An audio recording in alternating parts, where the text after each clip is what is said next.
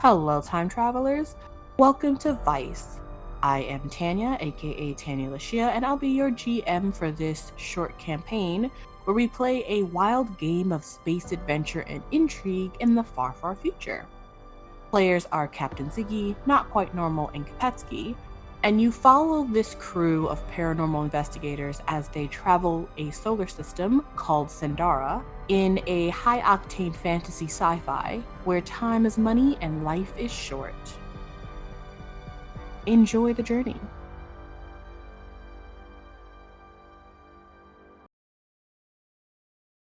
So first things first, we're going to explain the credits, and you guys are going to get money and debt today. How exciting. So make sure you have your character sheet up so that you can update your credits and your debt. And then also you can, wherever you want to make a note, either on your credits or either on your sheet or on whatever document you have. And I know in a last game I played, I did like notebooks for everybody, but I don't think I'm going to do it for this game because it's a shorter game. So just make sure that you have somewhere where you can take notes because you will be getting money regularly. So you're going to be in charge of keeping up with how much you get. So we're going to start with, where am I going to start? Let's start with Ziggy.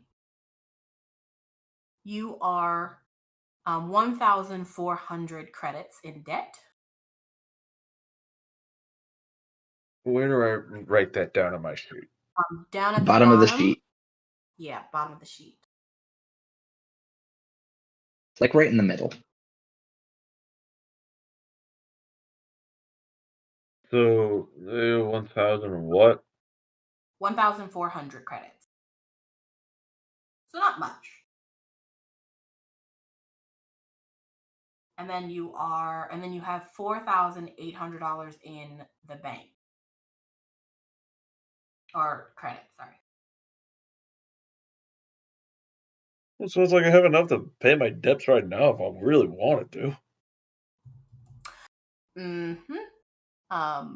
So that is you. Let's do Kepeski. Kepeski, you are 33,000 in debt. Yeah, baby. That's quite a bit of a difference.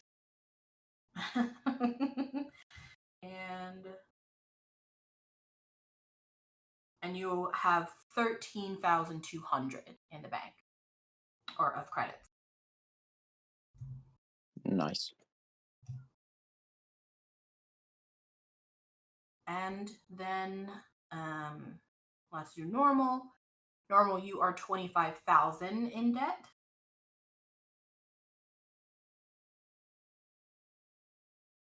And you also have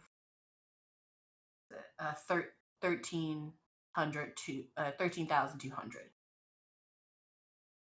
Twinsies. There we go. And then We're going to be the best of friends. Starting back to Ziggy, you get paid. So you all are employees of the old Tarian who also kind of runs V.I.C.E.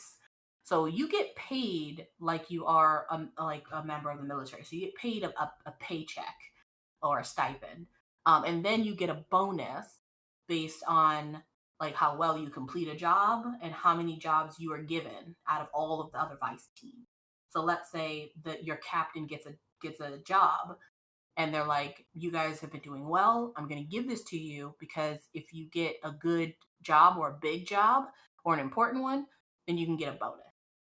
So your regular amount that you get every month for Ziggy is 400 credits. So you receive 400 credits a month. Kepeski, you receive also 400 credits a month. Aye. And normal, you also receive 400 credits a month.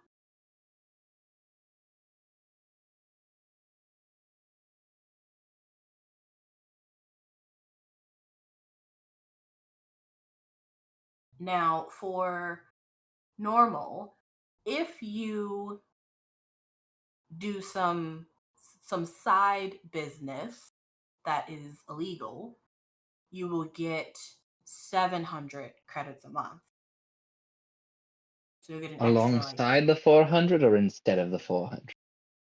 So it depends. So this is where it comes down to how you guys are, how well you're lying, essentially. So the process of getting paid is you get paid when the job's done, which means up until the job is done, you can make an extra 700 credits, depending on the stuff you're doing in between. As long as you don't get caught the whole time. So Sounds like a great deal to me. So essentially you can put your legal paycheck is 400 credits a month. So that's guaranteed. But if you're doing some side business, you can get up to 700 credits a month. All right. That's and so then that is the same for who's the official? Me. Yeah, that's the same for Kepeski. You're also 700 credits a month if you're doing illegal side business. And then for the merchant, you can get up to 500 credits a month unless you find a like high value artifact that you're able to sell for like more. And that'll be a special case because it can be over these limits.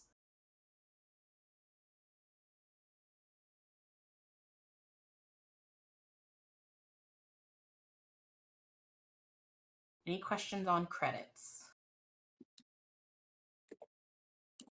Now, for your debts, you decide your debts, right? So I think I have some notes of like why you guys would be indebted and who you'd be indebted to.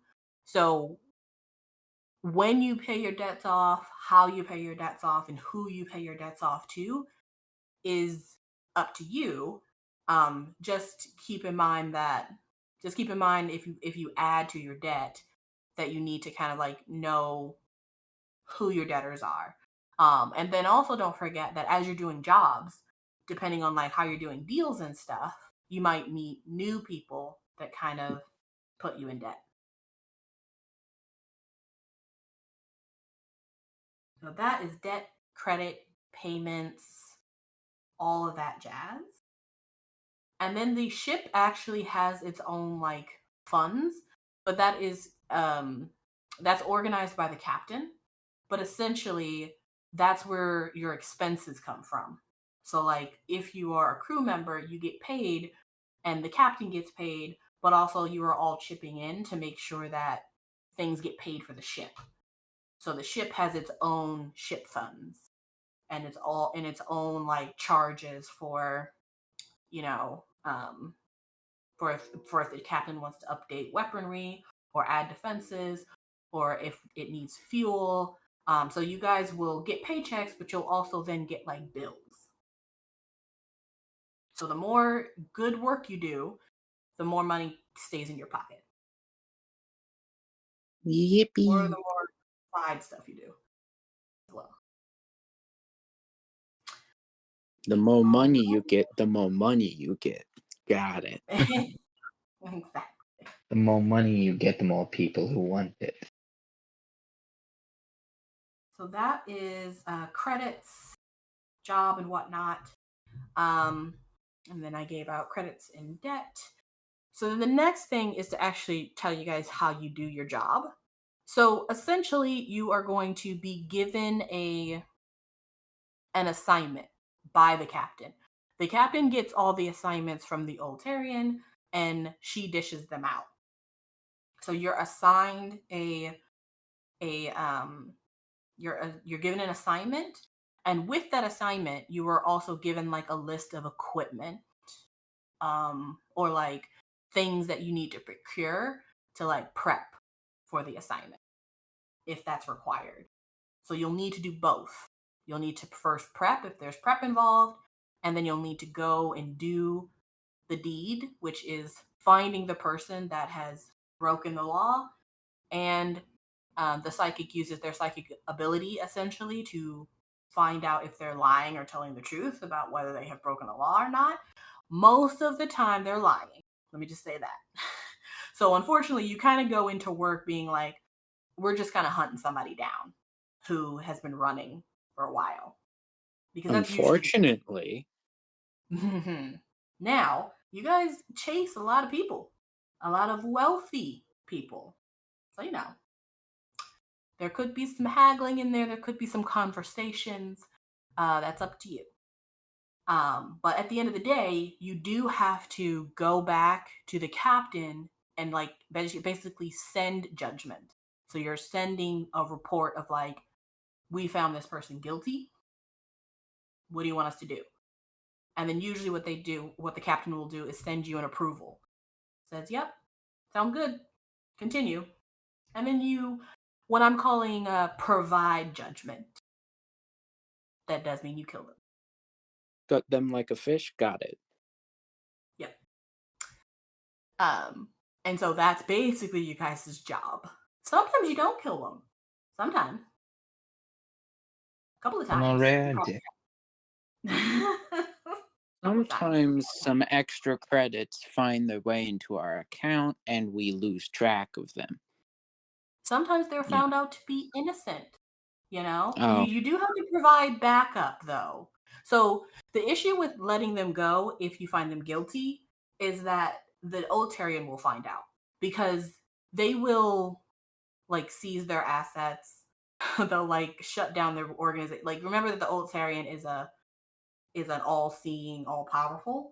So what you probably want to do if you're doing some sort of a deal with the people you're hunting down is to try to figure out how they could be innocent. You can't do that too much though, because the expectation is that they're guilty. So it's a fine line. Yippee. So that's kind of what you guys do. That's your daily job. And how you do that is you live on this huge ship. And you like live on the ship, you eat on the ship, and then when you get your assignments, you have like a scuttle essentially to take you to where you need to go. So it's a smaller ship, and that is where you need to go. And so the person who's piloting will take that in the group, which I think is Ziggy as pilot. So you guys will take that to your locations to get like your supplies, do your reconnaissance, find your people, etc., etc. And then once you're done, you go back to the ship to collect payment. But you got to go back to collect payment. And you'll know how much it is when you get the assignment. You'll know how much the bonus is when you get the assignment. Any questions on how you pass judgment? Nah. I mean, is it simple point and shoot, or is there a process we have to go through? There's no process, actually. Very, very dredge-like. It's however you want to get your hands dirty. You do have issued equipment, and if you have a weapon, you can use that. But honestly, the Vice teams are kind of on their own in terms of passing judgment. Like the paperwork is really in the securing like the prep work, making sure that like you find the person, and then like making sure that the right information gets filed with the captain afterwards. That's really the paperwork and process. What you do in that secure room with that person is your business. Good to know. Mm-hmm. By the time it gets to us, that person is basically dead. Kinda, yeah. Mm-hmm.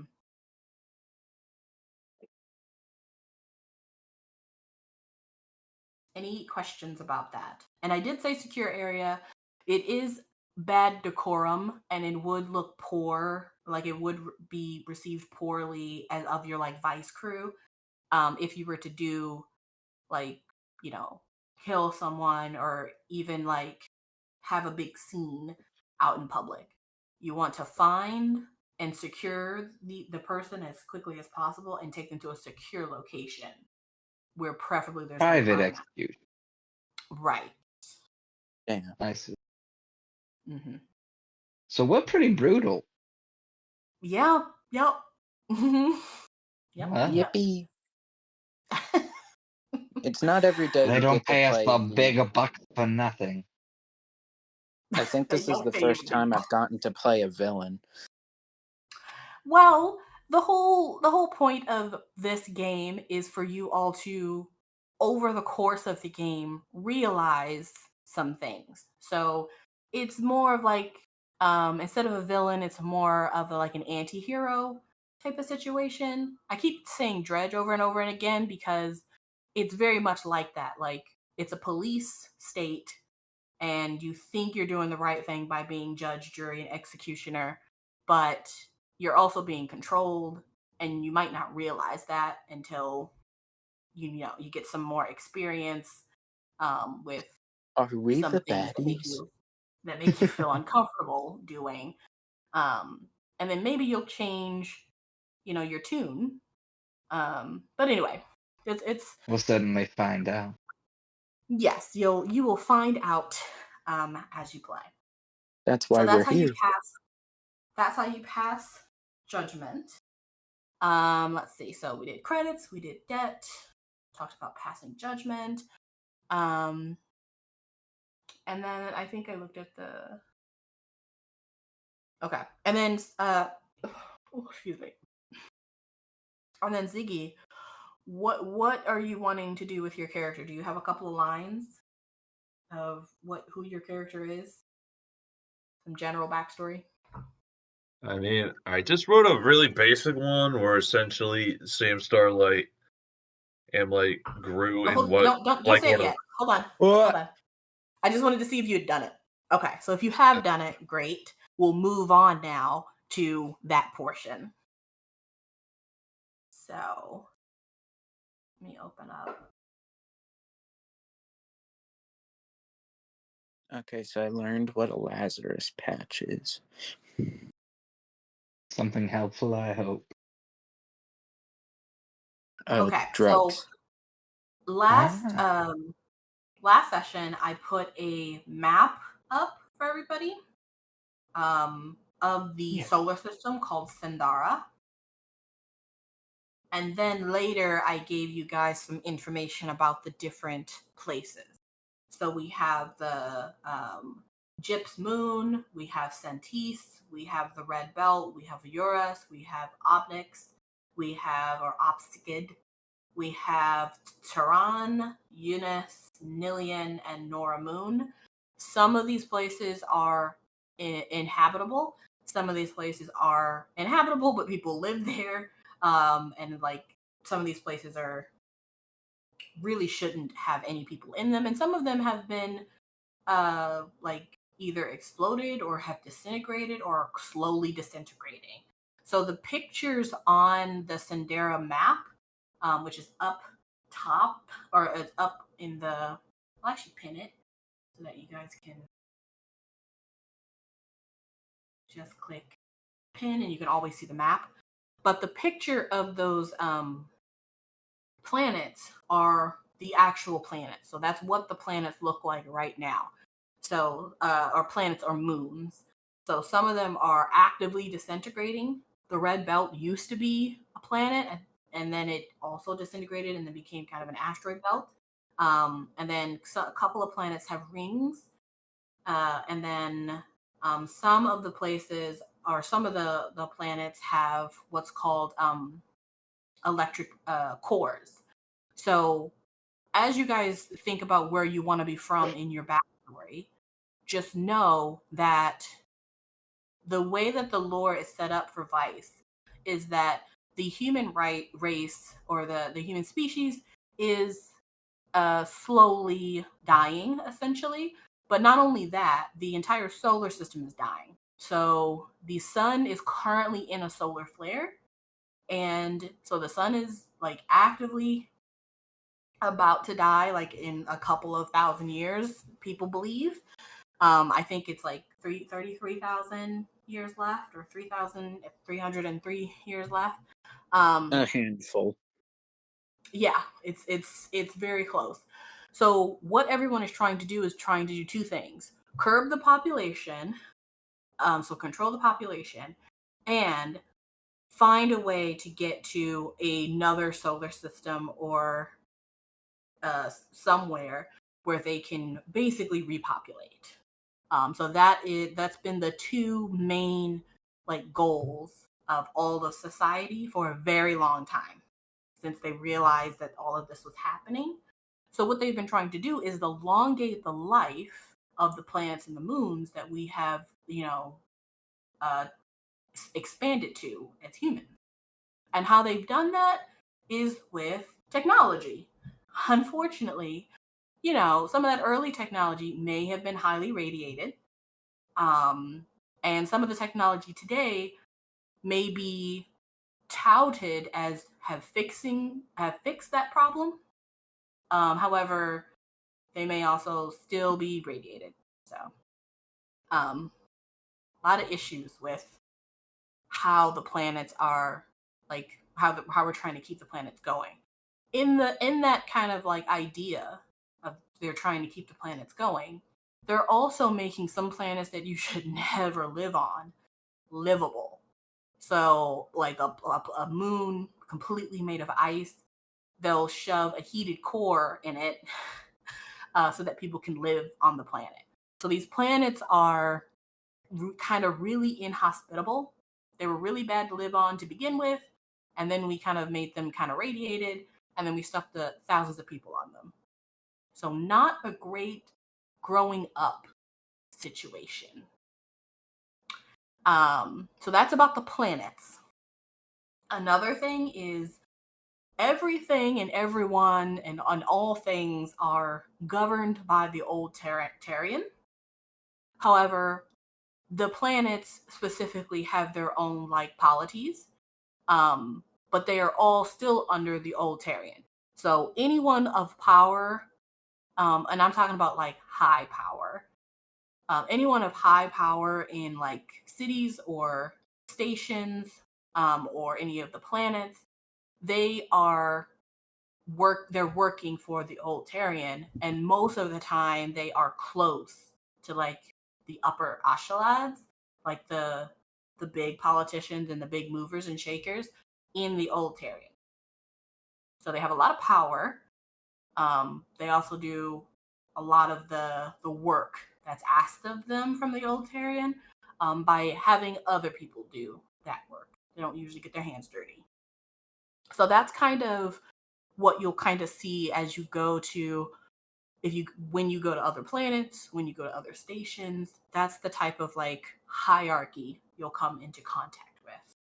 So let's talk about who everybody has decided to become, where you guys want to be from possibly, and kind of how you got to become a V.I.C.E agent. Who would like to start? I'll do it. All right. Kepeski, who are you? I am Avery Smith. I was basically a bean counter on Una, and I may or may not have had some hobbies that may or may not have left a few bodies in the basement. And I may or may not have gotten caught. And I may or may not be a cyborg now who works at V.I.C.E. Am I a cyborg because of Ironhide?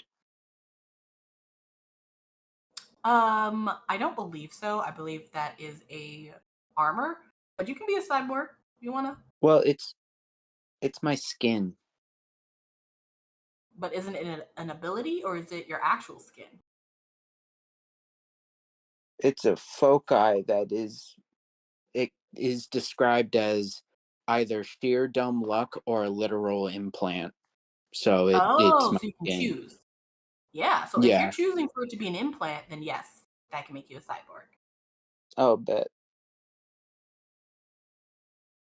Yeah. Very nice. So you're from Eunice. Yeah. Is that what it's called? I should know my own planet. I think it's Una. I don't think there's an S. Una. Oh, Eunice. No, it is an S. It's U. Oh, there is. It's Y. It's YUNAS. Talking about Eunice.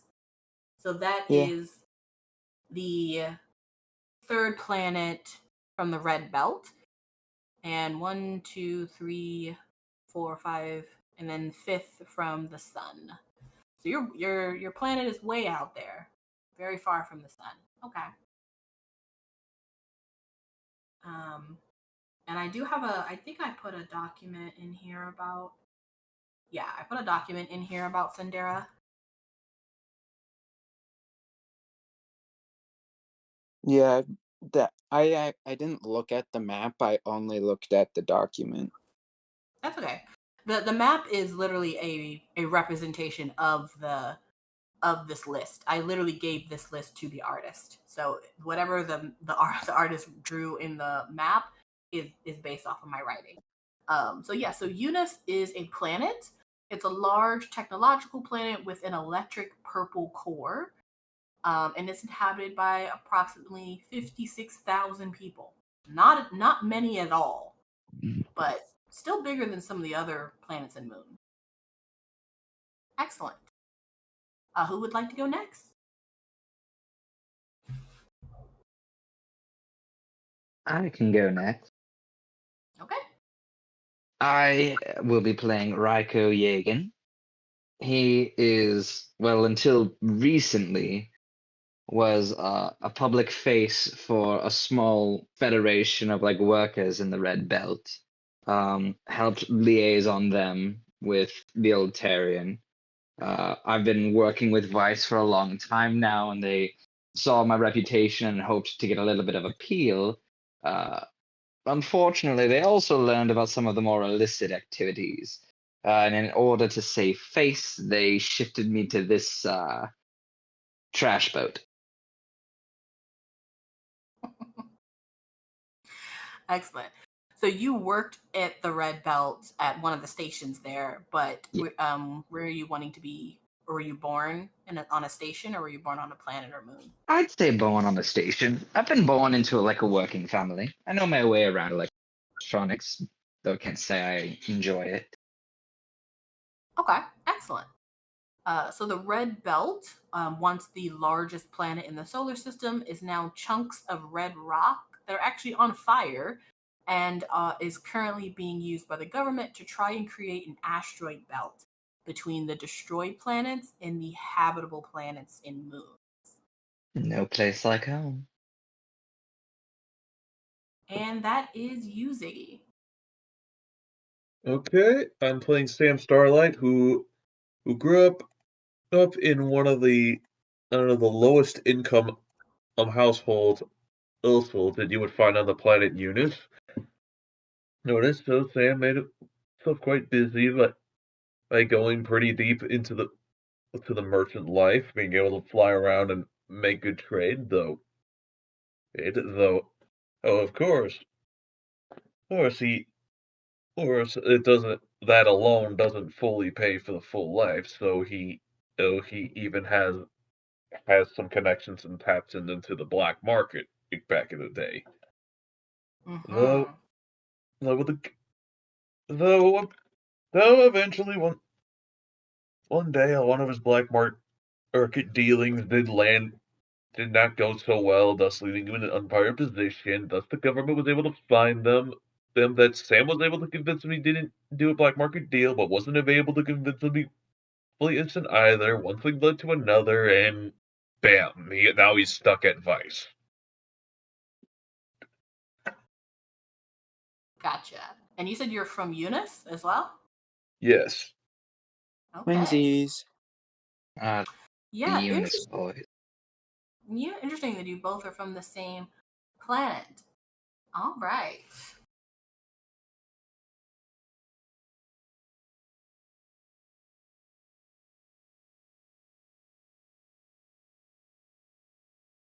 So, if there's no other questions, I think we can hop on to move right into gameplay. I'm just going to check the lines and veils real quick.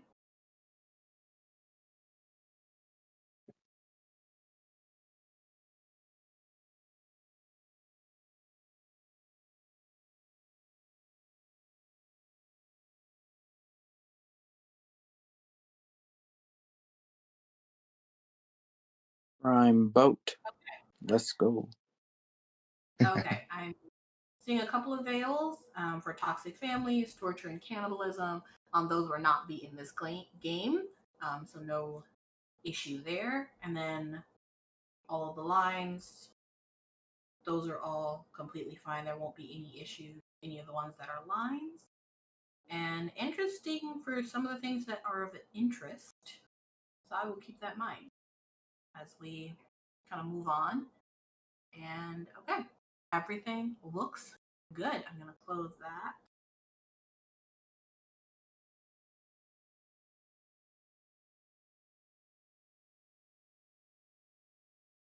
And find my document.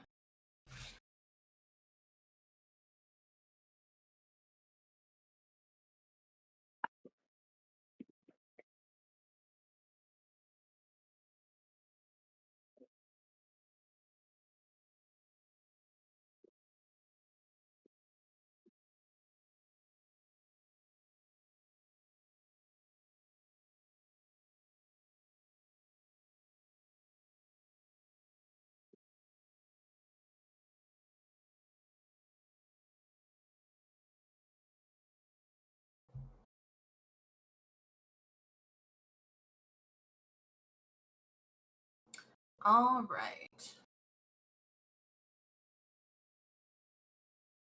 Okay, I am going to go ahead and start. Have you ever experienced a chrono existence? If so, contact V.I.C.E. Each person is born, each person that is born is given an allotted lifespan, but they all aren't the same. They are assigned based on a algorithm that has been tried, tested, and deemed completely valid in determining an artificial lifetime for each human. Now, there are ways people have learned to cheat the system, such as finding a chrono broker who can exchange life experience for lifespan. But that is supposed to be highly regulated and was designed mainly for individuals who were chronically ill and wanted to transfer their life wealth to like a family member. Therefore, a chrono existence is an event in which something out of the ordinary happens due to an unsanctioned transfer or siphoning of accumulated lifetime. Chrono brokers are licensed professionals who must complete trainings and are the only ones with access to the proper facilities needed to perform what is essentially a kind of surgery. There are assurances that must be made, lawyers involved. It's a whole process, and it is illegal to do without procedure and the insurances in place and a licensed broker. Now, there are a lot of cunning people out there and an equally amount of very rich people. And sometimes matters are taken into the hands of those who believe they have every right to trade their memory for more time if they have the money.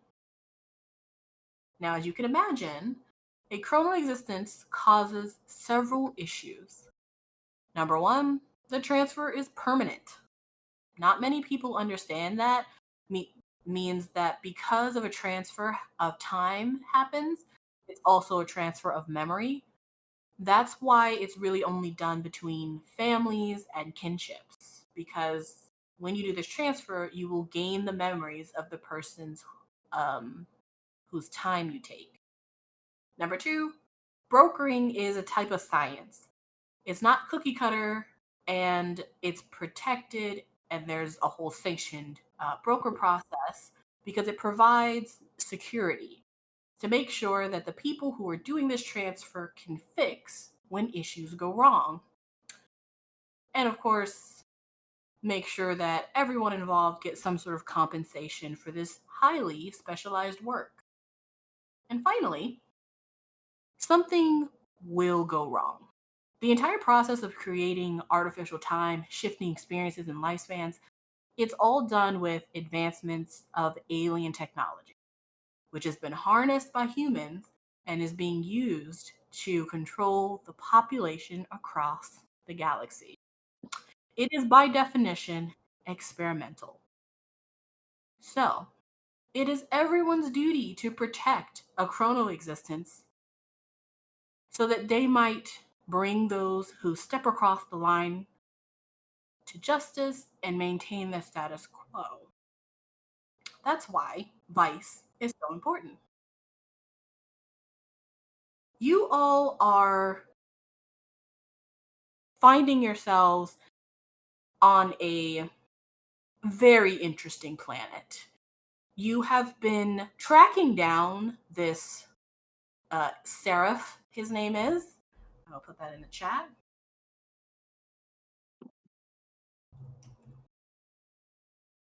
Seraph, one name only. You do not know his last name. You do not know his designation. You don't even know what polity or planet he's from. He is a wanderer, a nomad, and he's been very difficult to track.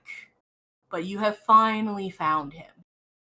You all have been in this planet called Nora, or I think it's a moon, but you've been in this city called Nora that has this like corrosive airless atmosphere where the temperature at one point was frozen, but then it was like heated up with artificial heat. So now it's burning hot on the surface of the planet. Its biosphere is really not friendly to humans because the sun is hundreds of miles away. It's essentially a dying colony, an outpost, but people unfortunately still lives here. So V.I.C.E is a wild game of space adventure and intrigue in the far, far future. You all join a crew of paranormal investigators called V.I.C.E and travel the solar system in this high-octane fantasy sci-fi where time is literally money and life is short. This system is called Stars Without Number. We will be using the core rules with some homebrew lore. Players have built their own characters. We're using Lines and Veils and X card. They've also built their crew, and the GM has built their ship. And we are now in the solar system of Syndara, very similar to the solar system we're currently in called the Milky Way. However, in this solar system, there lives an orange moon, and its surface is covered with red volcanic rock. It has a thin oxygen atmosphere. It's covered with huge dust geysers that covers every inch of the moon with like a layer of dust particles, which are acidic to the touch, by the way. This planet is fairly sunless. It's kind of twirling out here amongst the emptiness of space, hundreds of miles away from the sun. It's essentially a dead planet, but it has an artificial generator. So, in this little town that you all have found yourselves, called Leon G27.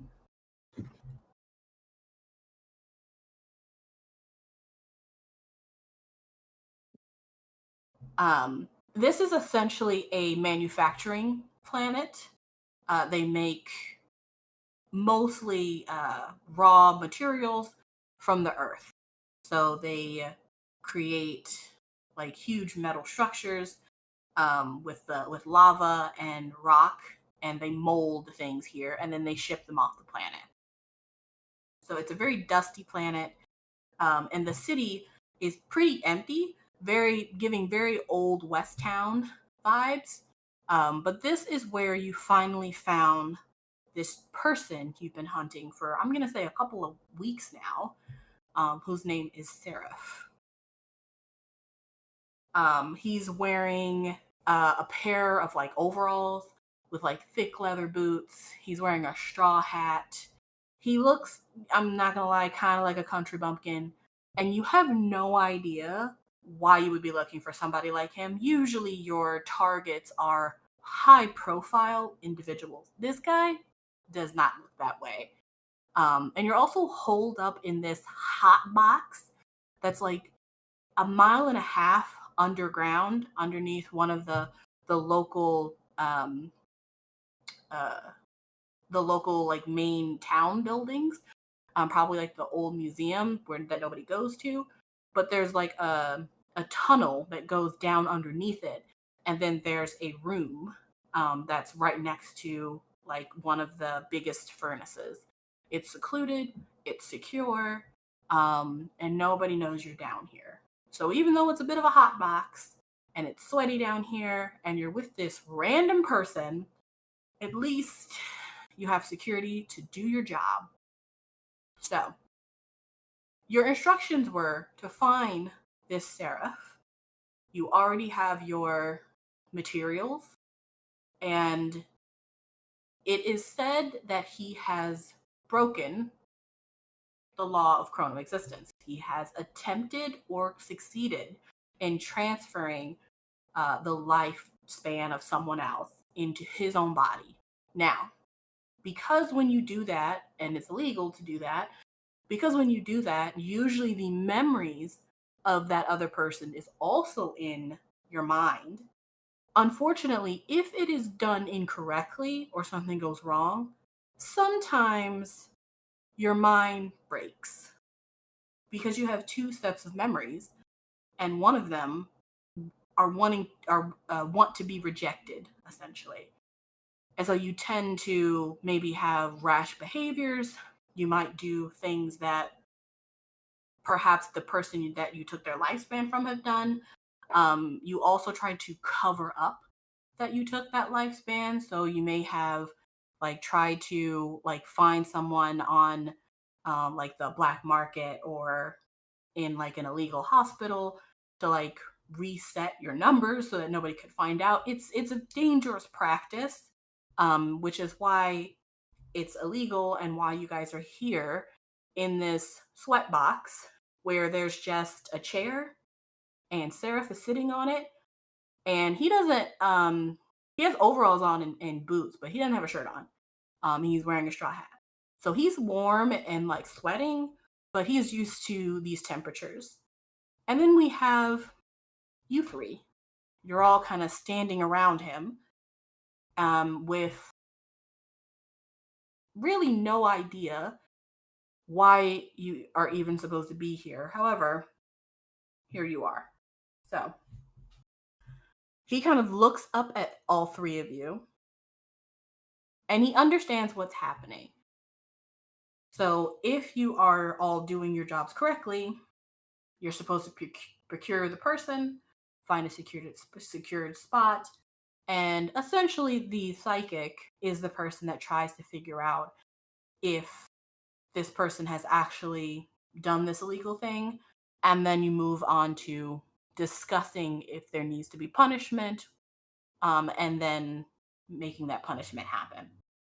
So I will turn it over to you two, as this man just kind of sits there in this chair. He doesn't look necessarily afraid. He actually looks quite calm, but he's just sitting there still, looking between each of your faces. What do you guys do?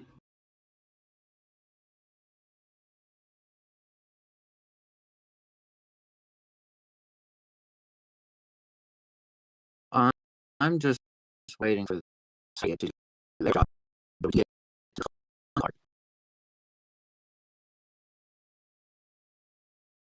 I think Raiko stands there for a little bit, just kind of eyeing Seraph up and down, probing him a little bit with his telepathy, just trying to see into his mind, see what he's thinking. Okay.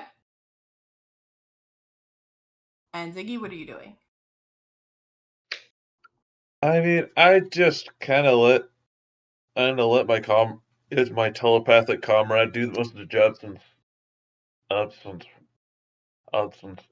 just a pilot / merchant. Our sidekick is the man we get in for this kind of job.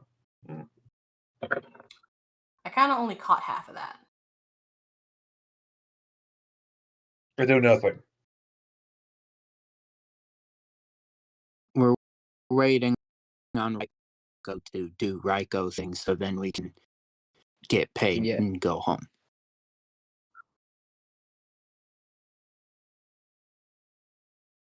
I think Ryko just kind of sits back a little bit before moving closer. So, Seraph, is it? And as I ask the question, I'll prod his mind a little bit to see what he thinks of when I ask him. He looks directly into your eyes. You're not seeing that, and you can kind of tell as he talks back to you that he's not lying. He's a little nervous, but he doesn't. He understands why you guys have come after him, but he's not worried. He just looks directly into your eyes. He says, "Yes, sir." Sarah. Mm-hmm. Tell me a little bit about yourself, Sarah. Oh, sir. Well, that's a long question. That's a long answer. Well, You don't have anywhere you need to be. What was that? I said you don't need to have anywhere you need to be, so we have time. Well, I mean, it's getting late in the day, you know. I was gonna probably maybe get a glass of lemonade, go to the library. I don't have a long list of things I was gonna do today, but I could do anything but this. Are y'all looking for something in particular? You could say that. Really, we just have some inquiries about you and your activities over the course of the last few weeks. Oh, what was I doing? Routine activities. Right. DM, what are Well, like the telltale signs I'm looking for?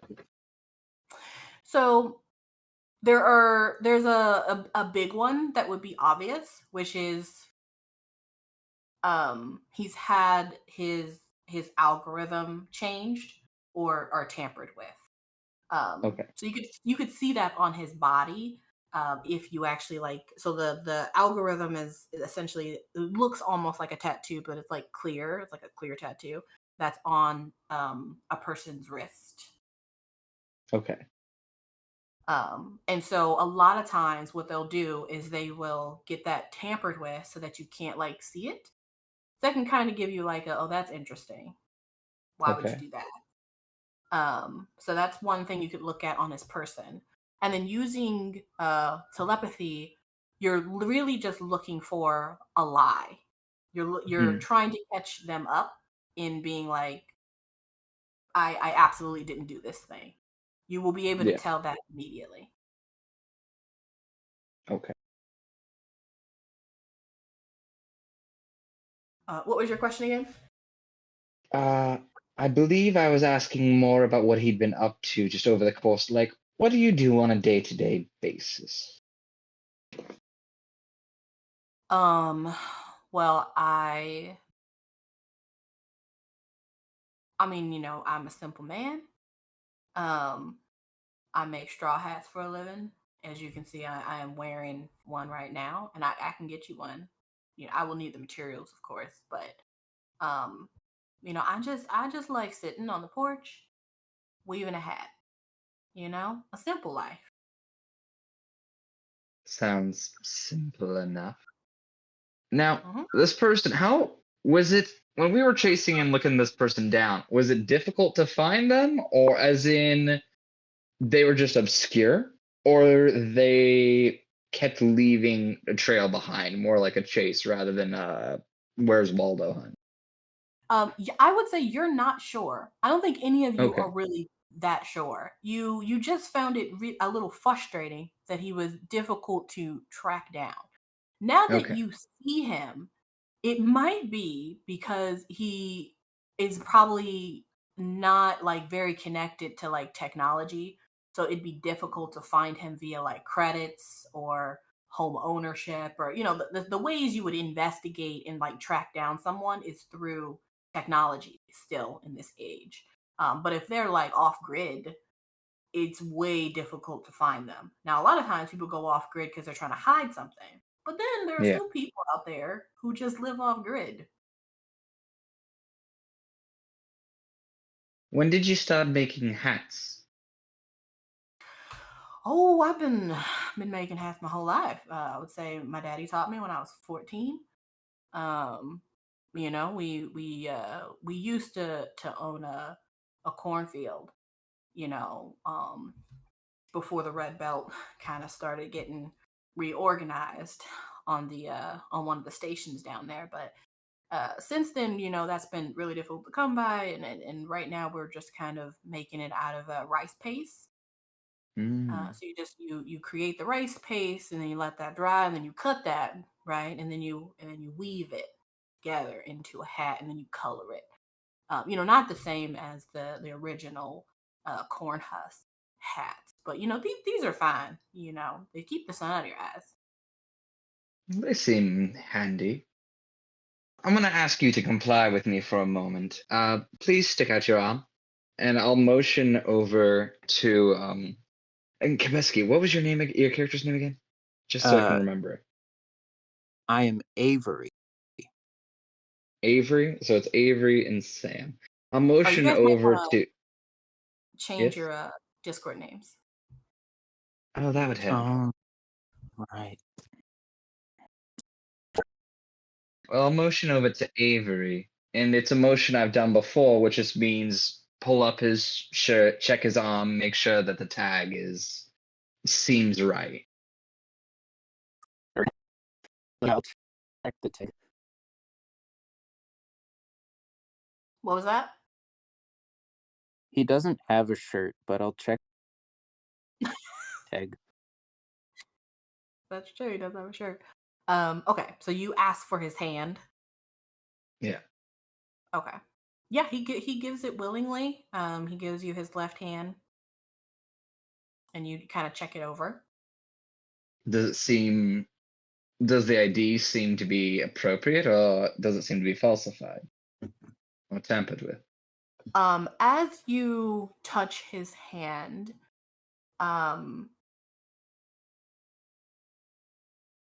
you kind of feel, I don't even know if it's really a feeling, but you tend to see something strange. It's almost like there's, as soon as you touch it and you turn his hand over to look at his wrist, you just for a flicker of a second you kind of think you see like something like moving under the skin for a second, just for like a split second.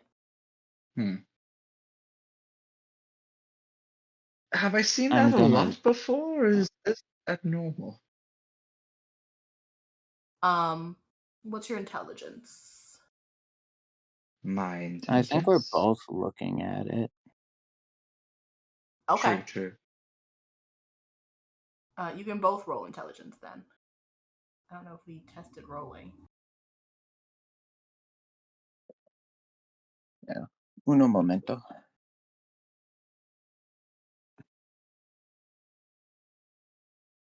Another question, DM. How long ago did they start shuffling the asteroid, the red belt, around? I am going to say they started doing that fairly recently.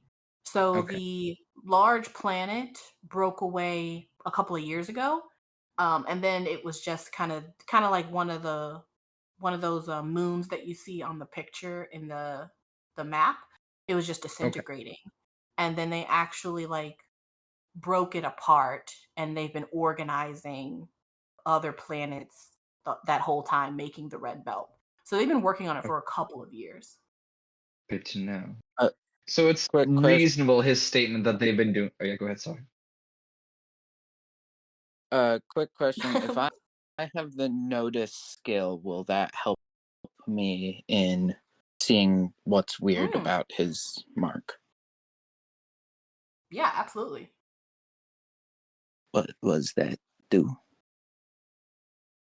+3? Is that what that? This is unknown territory. I don't know what I'm doing. Are you trying to use notice essentially? Yeah.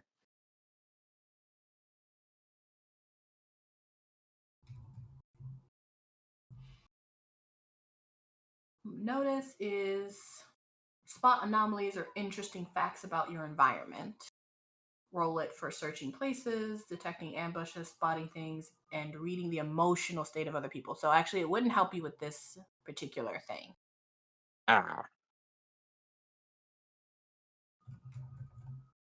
Never mind then. So it's going to be 2d6 to do an intelligence check for both of you, plus your modifiers. I don't believe you guys have modifiers for intelligence. No, the modifiers I have a suck. -1. Okay.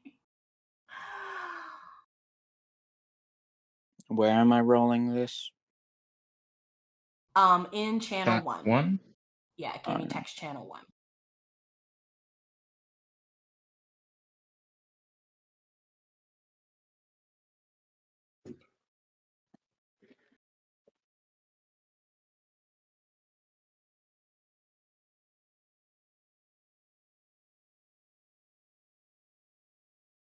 I got a 6 and a 5, so 10.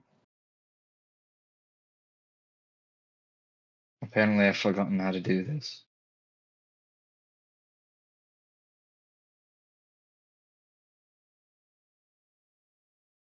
It should be backslash. I thought I was doing it right, but when I put in the 2d6, it didn't like it. Oh. It likes 1d6. These bots are insane. I'm literally doing the same thing twice, and it doesn't like it. Yeah, Discord dice bots seem to always give you bad rolls. I just rolled a 6 and a 5. It's not its fault that Avery is dumb as bricks. Probably why I got caught. I rolled a 2, but I need to roll another dice, and I keep trying to, and it keeps giving me application didn't respond messages. Okay. Weird. Because it's just slash roll, then 2d6, right? No, not Yeah. roll, R. No, roll It's works. Well, it's supposed to be slash R. And then it'll give you a message to like do a. But then it is just the 2d6, right? Altogether? Yes. Okay. I'm trying to roll, and it keeps giving me the application didn't respond messages, so I don't know what the issue is for this guy.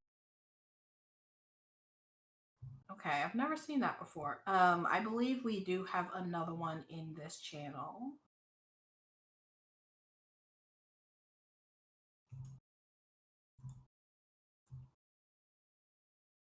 We have the, I think, official D&D bot, and you might be able to roll on that. But I don't remember what the command is. I don't ever use it.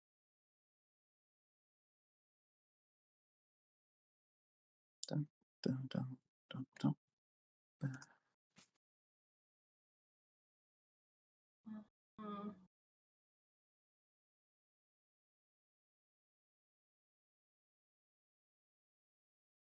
Okay, well, it should be.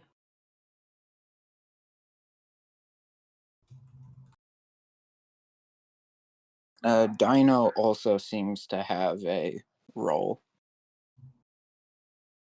Yes.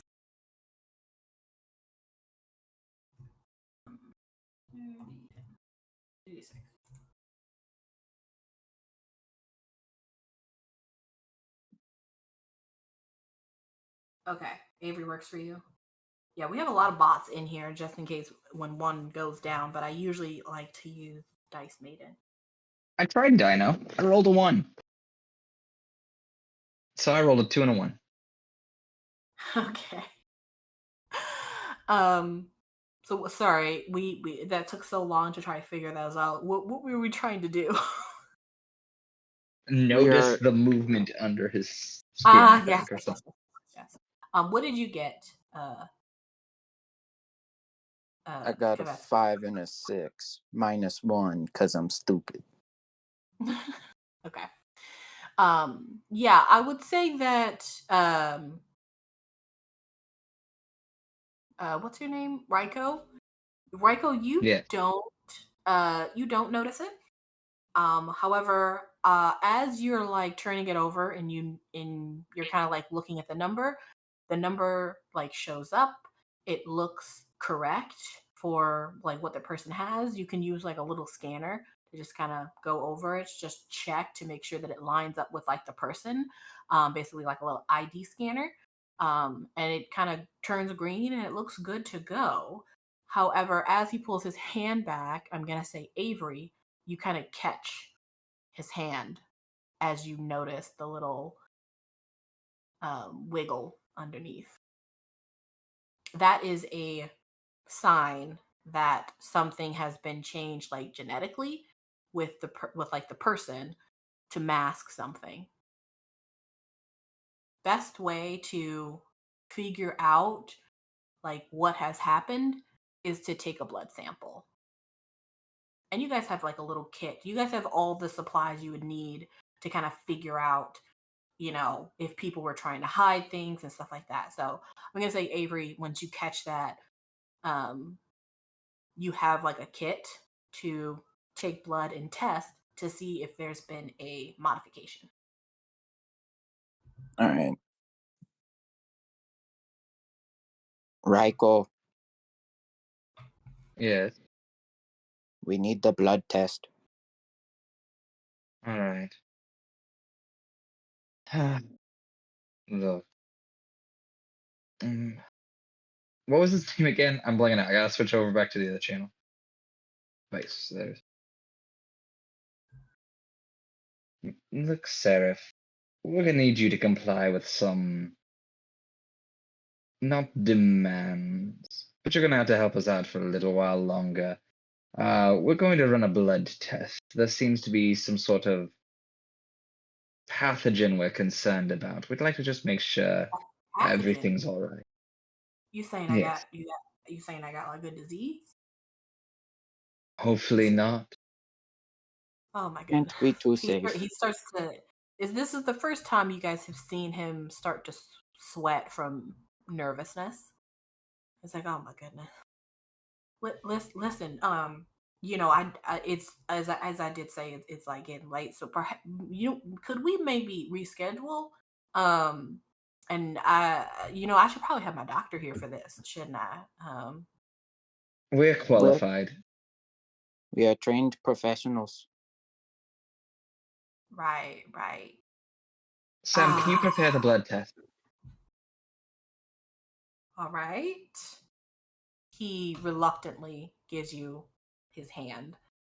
The little machine is just you take it's almost like a diabetes tester. So you just kind of do that, and then put it into a machine. It takes like 2 seconds.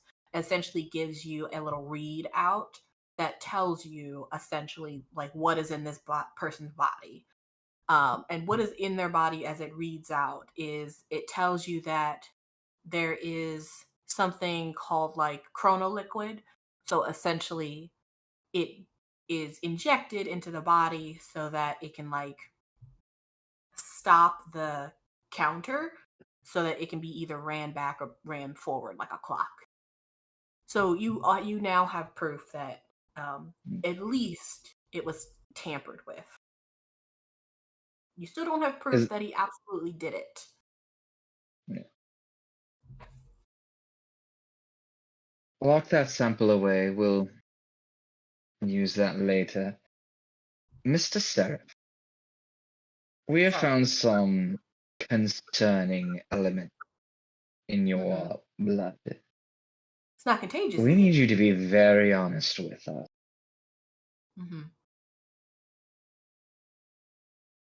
You were aware of the regulations of the old Terran. Yes, sir. Yes, sir. I am. We are faithful followers of the Eltarian, as is everyone, of course. Of course. Now, chronal activities are a very dangerous, risky endeavor. We'd like to help you. It's not an exact science and things can go wrong. We'd like to hear from your own words, though. Well, he kind of like looks around at the other two people in the room. I'm not really sure what you're referring to.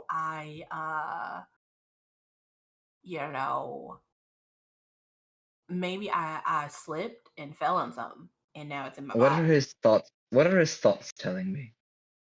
I think at this point, if you were to like push into his thoughts, he is trying to he's kind of like doing like double thoughts in his brain. So essentially you're hearing what he's saying out of his mind, out of his mouth, and then in his brain he's saying nonsense. He's essentially trying to make sure you can't actually figure out what he's thinking.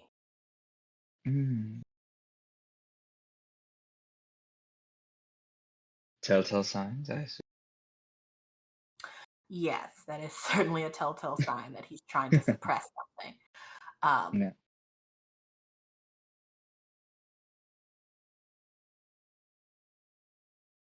Mr. Seraph, your mind seems unclear. We'd like to help you clear that if that's you're all right. Well, I not gonna lie, I would prefer not to, Mr. What did you say your name was again? That is unimportant at this time. At this moment, as you say that, you see his eyes dart around the room, and he has a hard time hiding this thought of, I need a weapon. Avery, restrain him before he gets unruly. No. He immediately freaks out and jumps from the chair. I'm gonna punch him directly in the face. Excellent. Go ahead and roll your strength. I have punch. Do I get to add things? Oh. I believe you are level. What does it say? Level. It's just got an X. Your modifier for. Well, it's supposed to be whatever the modifier is, which is 0.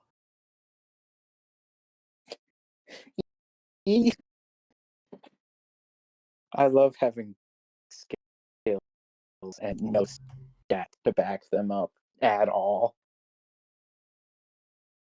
Well, so you have to go to the attack, and then it'll tell you what it happened. So if a PC doesn't have a level 0 expertise in the type of weapon they're using, they suffer a -2 penalty. So if you have a +1 dex, so you don't have. Yeah, you don't have I don't think you have a weapon. No, I'm punching him with these hands, and I have the punch skill. I guess these hands are also metal, but whatever.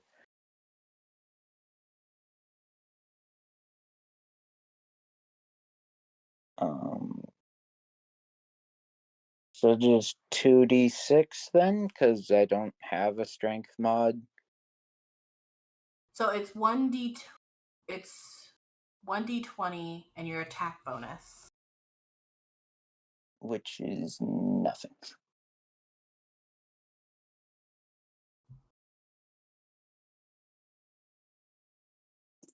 Yippee.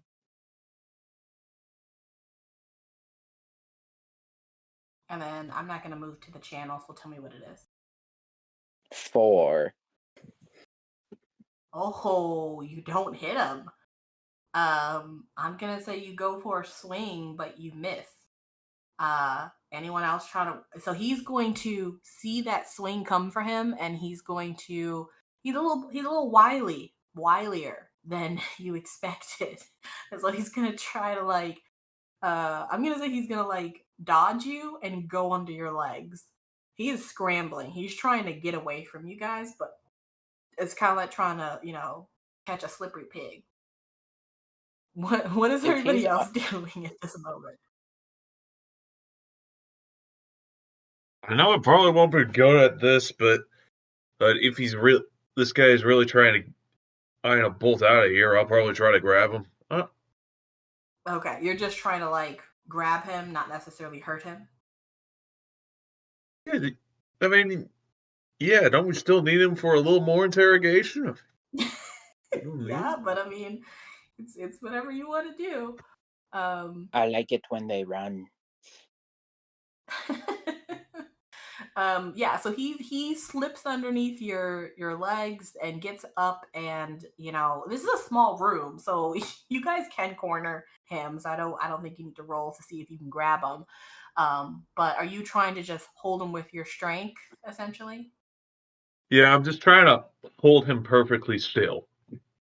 Okay, so then roll your strength. So roll your 2d6.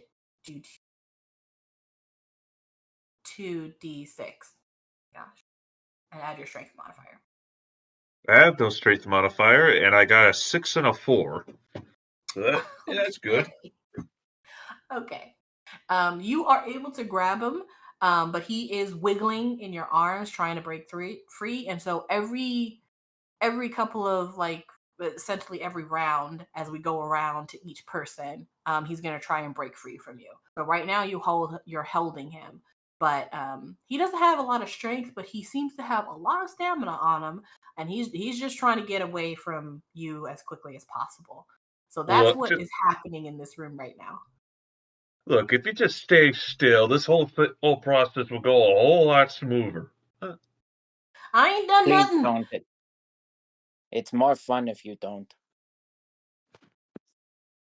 Avery, help Sam restrain him. I'm gonna lock the door. I'm gonna go to punch him in the face again. Okay. Okay.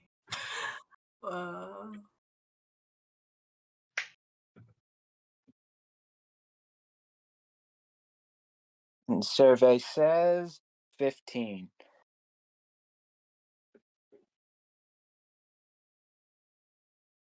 You punch him in the face. However, he's being held by Sam. So you punch him in the face, and his head goes back, and the back of his head hits Sam in the face. No, Avery, you could have hit him on like on the side of eye to his ear or something. But it's more fun.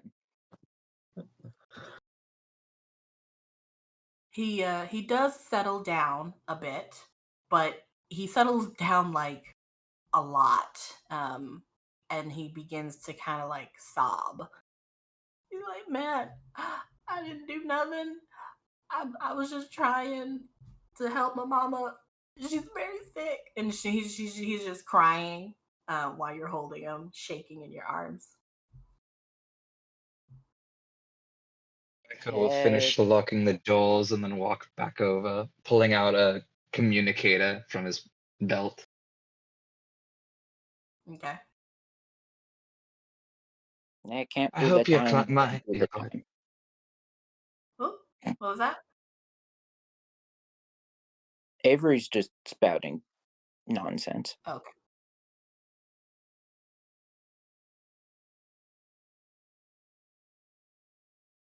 What's happening? I'll move over to Seraph. I have my communicator out in one hand. I hope your mind is clear now. Things can either go very badly for you, or they can go slightly better. That's up to you. I would like you to be very honest with us now. What did you do? Be very clear. Speak concisely. Tell us the whole story.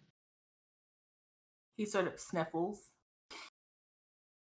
Well, my mama was the one that raised me, and when the corn business happened with this ridiculous planet, and there no longer being any corn, we started making this disgusting rice paste. She got real sick, and we didn't know it can make you sick. So what he's talking about is what they're calling rice paste is rice that is artificially grown in one of the stations in the Red Belt. It is highly radioactive. You should not be wearing it on your head. But they needed a substitute, and they didn't know it was highly radioactive. So his mother has been making these hats for years and got sick, is what he's saying. And so he proceeds to explain that, his mother got sick. He realized that there was something wrong with the hats. He went to the company where they all worked that was using this substitute, and he tried to essentially sue them so that they could help pay for her medical bills. They instead fired him and her, and they then kind of lived destitute, off of the people of their community. And finally, she just didn't have any more time left. So she wanted to give her time to him. But unfortunately, that is not free. You need a chrono broker. You need the right sanctions. And so they tried to go through the whole application process of being like, well, she's chronically ill, so can we have, the permissions to do that, et cetera, et cetera. And they denied that request. So at this point, he is bawling, just full ugly cry, tears, snot. It's a lot. Fully shaking, telling you this story. And so I found someone, who's a friend of a friend of a friend. He said it could help me. And I just didn't know what to do.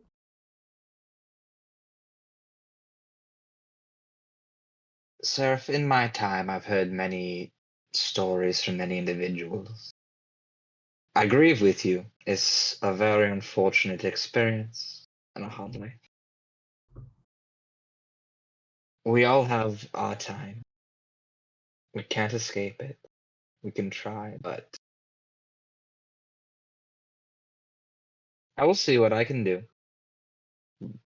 But ultimately, it will be to my supervisors to decide. Is there anything you'd like me to tell them? He completely calms down now, and he's no longer crying, even though he still has a very wet face. And he's not looking you in the face anymore. He's just sort of looking over your shoulder, just kind of into space, and just listening to what you're saying. He's sort of just breathing. I understand. No, you're right. We all have our time. I guess if today has to be my time, I would request a transfer to my daughter. I will put in your request. Should worse come to worse, are there any assets you would like reallocated? Just my straw hat, sir. I'll see what I can do. Thank you for your honesty. I believe you won't try to run?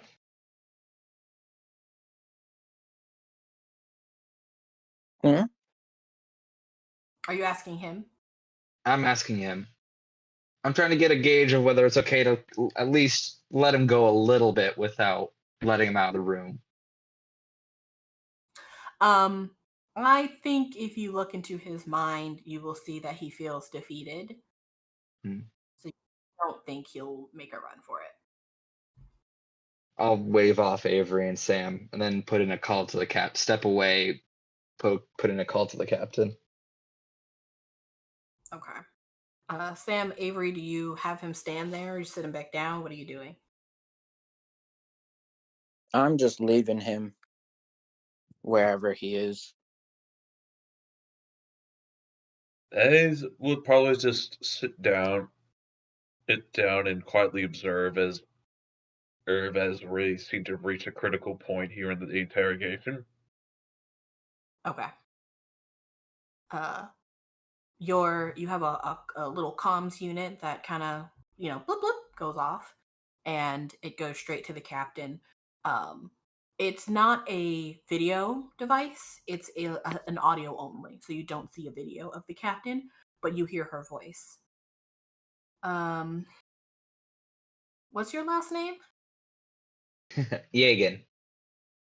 Yagic? Yagan. Don't. Yagic? Yeah, Yagan. Okay. I edited it slightly. Don't worry about it. Yagic. Well, she calls people by their last names. So.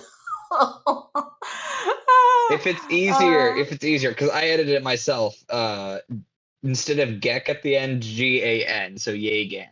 Kind of like Jaeger, but with an N. Oh, I see. Yagan. Yes. Okay, Yagan. Okay. You hear over the comms. Yagan, it has been what, weeks now? Tell me you got some good news for me. I have news for you. We have found our man. Unfortunately, there has been illicit activity. All with the best intentions, but unfortunately illicit nonetheless. Well, that is to be expected, I think. Well, what's your recommendation? I would recommend, according to our standards, termination. He has put in a request to have transfers to his daughter. I will pen that up to you. All right, give me 2 minutes and I'll get back to you. And it goes off. Thank you kindly. Well, you all are sitting in this room in silence for 2 minutes. Anything anybody want to do? I'm just gonna spin my knife and do little tricks. Just for my own entertainment. Okay.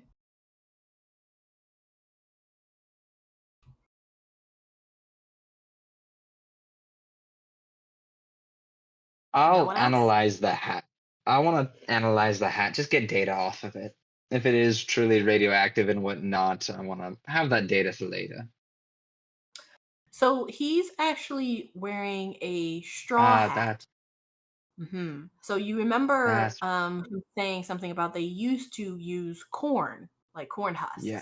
And so this is like an older corn husk hat. That's right. Never mind. Yeah, it's very old. I would do nothing. I don't want to make small talk with him. Okay. The 2 minutes pass in thick silence in this room as this man, understanding his fate, sits there. And finally, the bloop bloop goes off, and you see the captain pull back up on your phone. Captain. All right, Yagan. Yagan? Am I saying that right? Yeah. Yeah. Okay. All right. I'm going to get that wrong several times. All right, Yagan, go ahead and proceed. You have approval. Let's see how much he has left time-wise. And depending on how much it is, we may approve a transfer. Is there an window, not a window, an area of time that I can scan and confirm transfer? I'd like to give him a little piece before the end. Piece? We're not really in that business, Yagan. No, but it helps with the politics. Just do your job, and I'll do mine. And it goes bloop, and she's gone again. I'll motion back over to Avery, because I know this is his part of the job. Sarah, I'm afraid things aren't good. I'd like to do one last check on your algorithm before we begin. I check to see how much time he has left.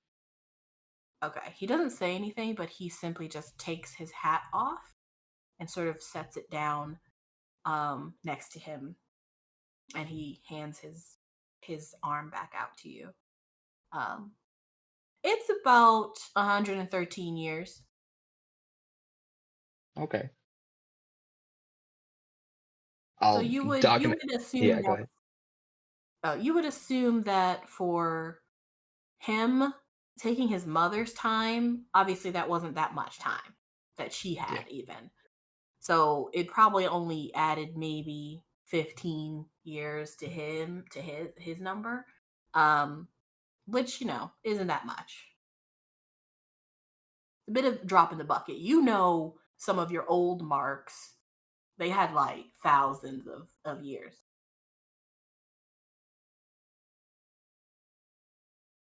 Thank you, Sarah. That'll be all. Is there any last words you would like to have recorded before we begin? He doesn't meet your eye. He just slowly shakes his head no. I do a slight nod and then just wave over to Avery. Then step back. I'm going to... How do I usually execute people? That's a good question. I have a thermal blade. I think I probably... I was going to say you don't have to necessarily like take care of the body afterwards, but it is nice to leave a clean space afterwards, like, like the decorum thing to do. I think I'll just do a quick jab, like a temple thermal knife. And I kind of only heard half of that. Hold on. I can't. You're going in and out. I only hear. You're breaking up. Yeah. Oh no, my cybernetics there. I'm getting lost in the void. Am I back yet? You are. Hello. Okay. We can hear you. So I'm good. I'm back. Okay. Yeah. I'm just gonna take up my thermal knife, kind of line it up with his temple, a soft spot in his head somewhere, and just push it through real quick. Okay. No need to make an attack roll there. He's not resisting you. It goes in and his body falls limp out of the chair. And it should cauterize, so, keeps it kind of clean. We don't have blood everywhere. I don't care much for blood. There you are. All right, we'll need to clean up this space, move the body out of the way. I go make sure to grab his hat because I'd like to try and see if I can send it to his daughter, but I'll at least make sure it doesn't stay here. Too nice of a hat to remain with the body. It is, isn't it? A master of quality work did not go to waste. You get a ping on your comms letting you know that the ship will be docking in a few minutes and to be ready at a certain location. Move the body quickly. We don't have much time and we have a good chunk of distance to go. Do we have to move the body? I didn't get any blood anywhere this time. Yeah, but just put it off to the side. I don't want it sitting in the middle of the room. It's disrespectful. We'll put it in the chair. I'll like shove it kind of in a corner and put his arms over his chest And if there's like any cloth, I'll just put that over his face. Okay.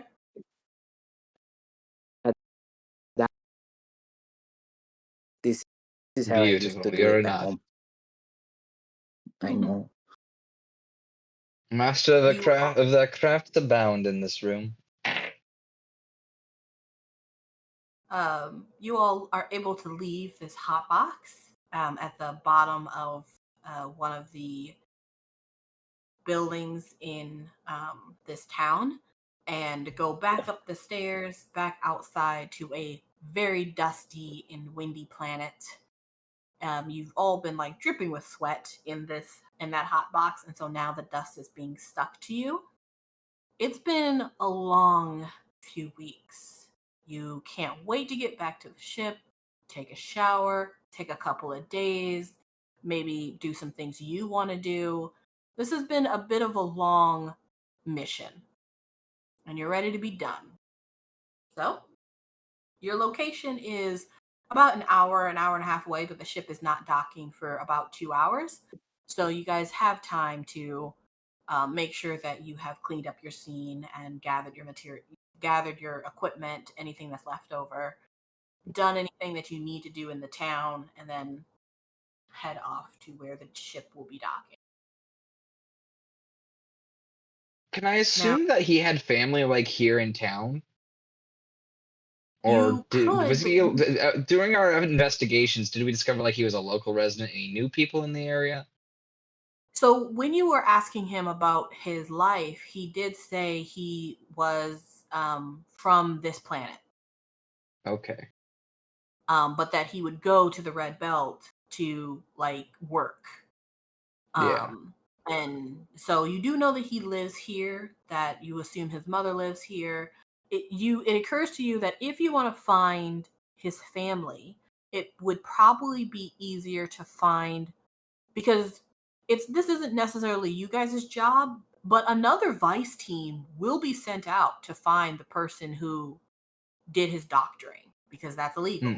That's an illegal. That's either a broker who's licensed, who's doing an illegal job, or it's someone who's not a broker who did it. So that's also illegal. So it might be easier to find that person because they will know everyone in that person's family.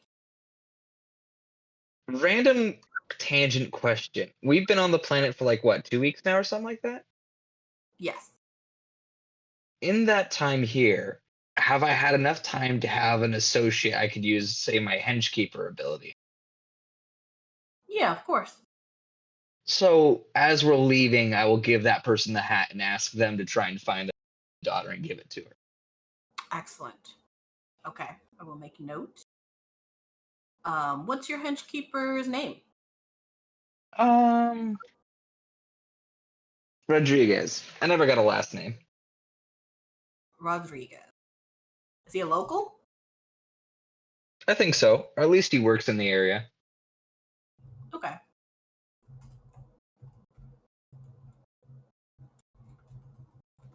Do you want to know when it's done, or do you just assume that he's gonna do it? I just assume that he's going to do it. All right. That happens. Thank you. That's all. Does anyone else want to do anything in this dusty town for you all get back on the ship? Find a souvenir. A Okay, particularly yeah. nice rock will do. Okay, yeah. There's obviously a really nice gift shop. It's both manned by the veterinarian, who is also the one doctor, who is also the one middle school teacher. But she's real nice. But she mans it on Tuesdays and Thursdays from 9 to 11 a.m. So it's not open all the time. But luckily, you guys are able to head in there when she's closing up. And get a couple of souvenirs. You get a bottle cap that has a G on it because it's an inside joke, but the planet is called Nora with a G. Haha. You get It's not a postcard. I mean, it is a postcard, but it is wrapped in cellophane because it's made of rice paste. So there is a warning on the back that says highly radioactive, right? And you get a couple of things. Do I get the you walk out with T-shirt? your little bag? Yeah. I love that Avery has a little collection of all the places you guys have been. Just has like novelty item collection. Even if they go back So to a place anyway. they've already been, they pick up more souvenirs. So anyway, when I get back on the ship, I'm gonna immediately look up of how much this jug is actually worth on the aftermarket. Yep. You're gonna do what? Gotta look up of how much these souvenirs are worth on the aftermarket. Like, I'm still a merchant, so I gotta make some money off my side gig, man. I mean, this ain't the best cargo, but I gotta work with what I got. If you touch my souvenirs, I will scalp you. You can talk to Sandy, the veterinarian / doctor / middle school teacher / owner of the shop, and see if you can get like maybe a bulk item, like something in bulk, and then you can like sell it in a planet that doesn't get that type of stuff. Right, Sandy. So, is there any major materials in the store that are going through a bit of a surplus on this planet? Let me see. Surplus. Well, we do have a lot of things that are made of rice paste because of the radioactiveness of them. But you know, one thing that is really popular are these little decommissioned pads that were signed like a couple of years ago by a pop star, I think, or a rock star. I don't remember. I don't really listen to music. But we've had them in the back for a while because none of us around here know who this guy is. But you know, a couple of people who've come through have been really excited for these. So, but you're welcome to take these. You know, they're really just gathering dust in the back. Well, I'll take both that and the rice paste, please. All right. I want one of the one of the what? I want one of the pads. Oh, okay.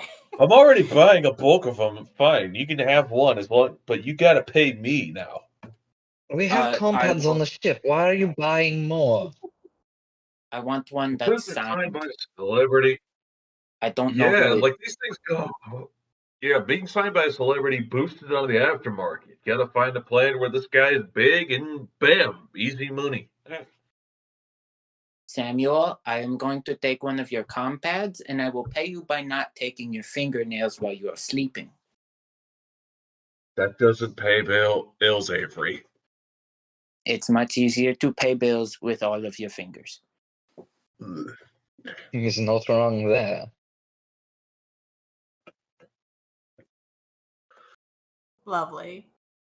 You all leave with a bag of novelty items from this dry, hot planet, as well as a bulk.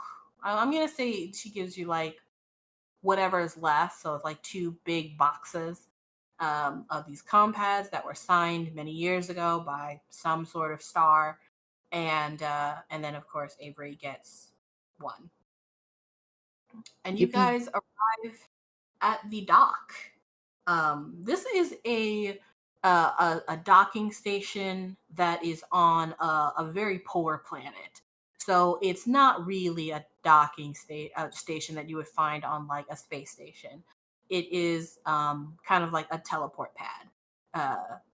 And there's a bit of a line, but you guys have like V.I.C.E badges that you can show and like skip the line. So you put all of your stuff on this pad. You have kind of basically a number that is given to you to kind of link up to where you're going so that you don't go to a different ship. And then you guys are beamed basically to the ship, all with all of your stuff. in like a couple of seconds. And you are now on the Juggernaut. This is a massive tin, beautifully shiny ship that is owned by CaptainZiggy. Her name is. I will put that in the chat. It was bought brand new, and she has kept it looking new. She is not a terribly strict captain for people, for like vice agents. She's a very strict captain for everyone else. Engineers, people who clean, people who cook. Like, she runs a very tight ship, but she doesn't really she doesn't really micromanage the vice team. She expects you to go out, do your job, and come back, get your payment, and then go back out again. And that's kind of how she sees vice teams. Her ship, though, is extremely loyal to her, and she runs a tight ship. So you all get onto this platform on this sparkling, clean ship. You see people kind of running back and forth, making sure that the ship runs smoothly. And it's essentially a long corridor that will end at the bridge, where the majority of the people that run the ship are, including the captain. So what you can do is you can leave your stuff like in the hallways, and they'll know it's yours, and they'll take it to wherever your like general cargo space is that you hold stuff, or your room or anything. But your first order of business is to report to the captain, because if you don't report to the captain immediately, you don't get your money. All right, To the captain. Payday. You are very excited to be paying off your debts, aren't you? I'm never going to pay off my debt. This is No, you're not. You all have this conversation as you're walking down the hall, and you get to two huge doors that open in front of you, and you go into the brig area, where you see a bunch of people walking around on some of the comms units, doing their general jobs. When you guys are on the ship for a long period of time, you kind of become a part of the crew based on your expertise, but you're not ever considered like these types of workers because you go off the ship so often. So you may know some of these people, but you guys aren't like, you wouldn't be that close with any of them. And so you see them, and you see CaptainZiggy. She is a pretty tall and thin, but very athletic woman, and she always wears her hair up in a high ponytail with like a bun. She is giving kind of like boss flavor, like every day, all day. Like, eyebrows are snatched. She wears a really form-fitting two-piece black outfit, and she kind of always has a slight scowl on her face, even when she's smiling. She's a very interesting face. So as you all, she's gatekeep girl boss. As you all enter, she sort of turns around and she goes, this motley crew. Well, great job. And she kind of looks at a unit, like a watch unit that's on her wrist, and she goes, what is this? How much was this again? And she's basically like tallying up your bonus, which is,